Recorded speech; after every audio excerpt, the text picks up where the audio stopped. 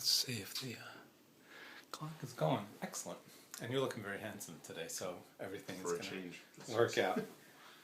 All right, so I guess I'd like to find out a little bit about this career fair that you held in Hispanic Studies. Well, this was Regina Root's idea last year. She suggested that we could do a better job of helping students figure out what different career paths might look like for students who are Hispanic Studies majors. And so among all my colleagues, we came up with a list of 6 or 7 alumni who are reasonably close proximity to William and Mary. And I contacted them and they were all thrilled. We kept it to 4 because that was a manageable number.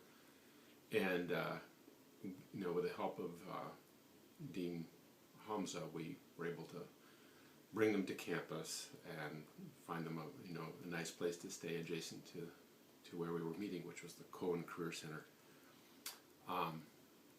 Wendy Webb-Ropers was an amazing contact in the Cohen Career Center. She really helped a lot to organize this, get a date that made sense with what other events were going on campus. And it was a very nice event.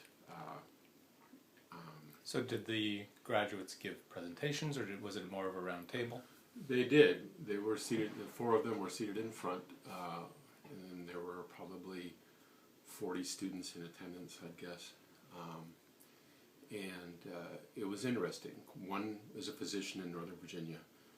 One works for the National Center for State Courts, primarily in Bosnia, but also has worked with USAID in the past. A third person is a businesswoman. She's actually back on campus now as a graduate student in the MBA program. The 4th person works for the State Department and is one of the authors of the annual report on human trafficking that goes to the Secretary of State. So very accomplished people, all of them. My colleagues attended. We were all very impressed. I didn't really prep them too much in advance, but I thought it would be really helpful if they would comment on the importance of study abroad. They wouldn't have had to say that at all. They said that it really oftentimes was sort of a game changer. Not in the way that one would think. It wasn't a silver bullet in terms of getting that ultimate job, which was a sort of an arduous path for all of them, but rather the ability, what that seemed to be a common theme in the 4 very different careers was that the ability to work across cultures, sort of the